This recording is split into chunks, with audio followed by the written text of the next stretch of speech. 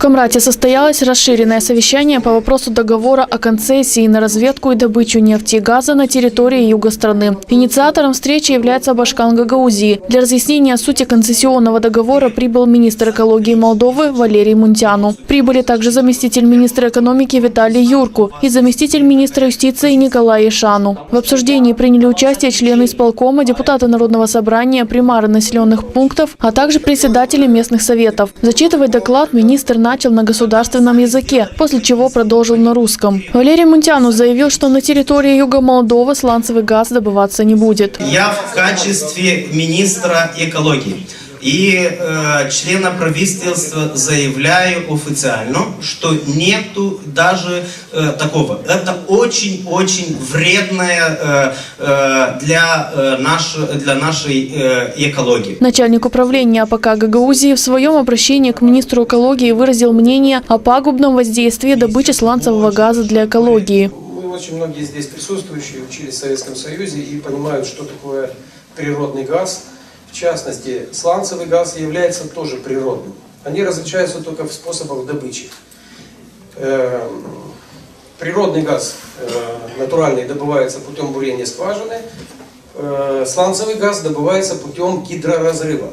Меня волнует вопрос, учитывая засушливость нашего региона, для того, чтобы закачать в одну из скважин там, несколько миллионов кубометров воды, чтобы произвести этот гидроразрыв, мы однозначно будем засорять наши недра. Источники те, откуда мы пьем все воду. То есть, если сегодня мы покупаем бутылку воды за 10 лет условно, то завтра она будет стоить для нас 50. Министр в своем ответе сообщил, что геологоразведка будет осуществляться публично. И когда ее будут производить на территории гагаузской автономии, это будут знать все. Также он отметил, что если будет необходимость производить работы на частной территории без согласия собственника, это будет сделать невозможно. Вы, господин Кингигелян, еще раз поговорили про сланцевый газ, но я говорю, что ни в каком документе мы это не делаем, никто не будет делать это исследование.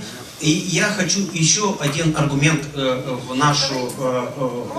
в сторону, что американская фирма будет работать, не будет выходить на территорию без нашей XGOM, которая государственное предприятие, создано еще в 50-е годы, и они ни шагу влево, ни шагу вправо без нас, и все документы, и информация, которую он получит, будет в государственный фонд.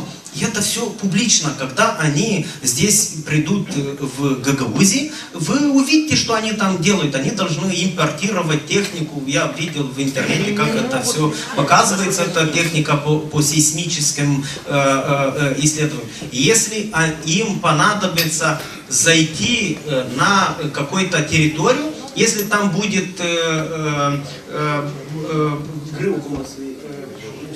зерна, они вас попросят: пшеница, вот мы должны на вашу пшеницу, для этого мы даем вам 10 тысяч лей. И вы скажете: нет, на мою нельзя, вот иди у соседа. И они пойдут. С подобной репликой выступил и заместитель министра юстиции Николай Ишану. Договор, который подписан, не дает права стороне договора зайти на любую территорию, публичную или частную.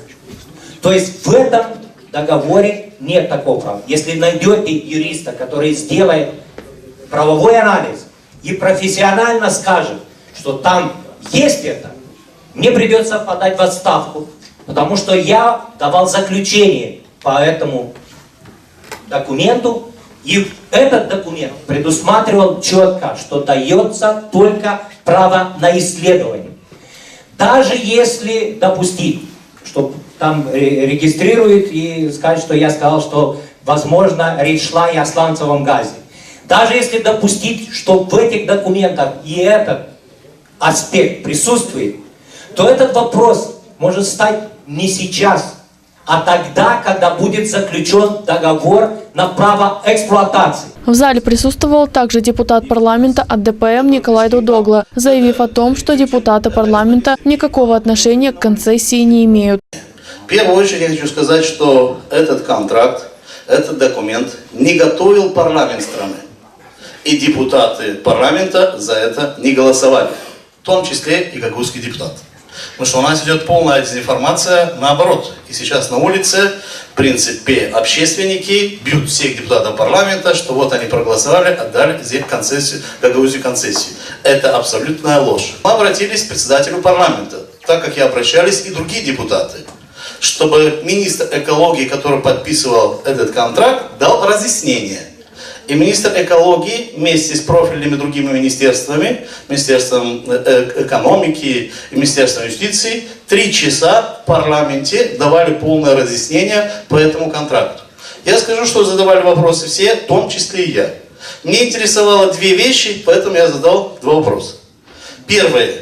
Как и житель Гагаузии, как многие из вас задавали вопросы, как контракт был разработан, что в Гагаузии идет полная дезинформация, что Гагаузия абсолютно не знает, что будет добываться природный газ, а не сланцевый газ. Почему правительство страны не работало с Гагаузией? И получил четкий ответ. Хотя наверняка даже ответ не нужен был. Гагаузия имеет члена правительства. Башкан Гагаузия является членом правительства.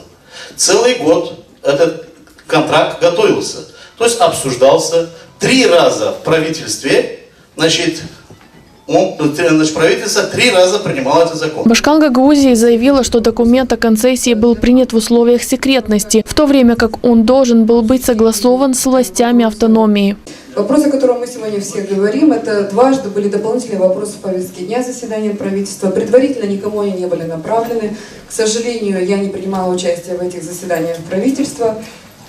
И если бы предварительная повестка была бы, однозначно мои коллеги, которые постоянно работают с повестками, они бы проинформировали меня, и мы бы этот вопрос 100% подняли. Это первое. Второе. Не говоря о политике, а говоря о Конституции, обо всех вопросах, которые мы обсуждали выше. С властями автономии этот вопрос обсуждать надо было или не надо было? Министр заявил, что нет никакой правовой базы, в соответствии с которой была бы необходима консультация. Различается этот контракт от других контрактов, или от других процедур, в котором говорится в законе или кодексе о недрах, так называется. Да? И нету никакой правовой базы для того, чтобы мы проконсультировали это, потому что идет речь об государственном процедуре. Потому что если по этой логике мы должны были спросить все 500 или 300 сел в этом смысле. Нету никакой проблемы. Потому, еще раз говорю, на территории Гагаузии открыто, не знаю, 5, 6 или 7 карьер по добычу различных материалов. Члены исполкома и депутаты Народного собрания планируют заседание, в рамках которого примут решение в отношении контракта с американской компанией на геологоразведку.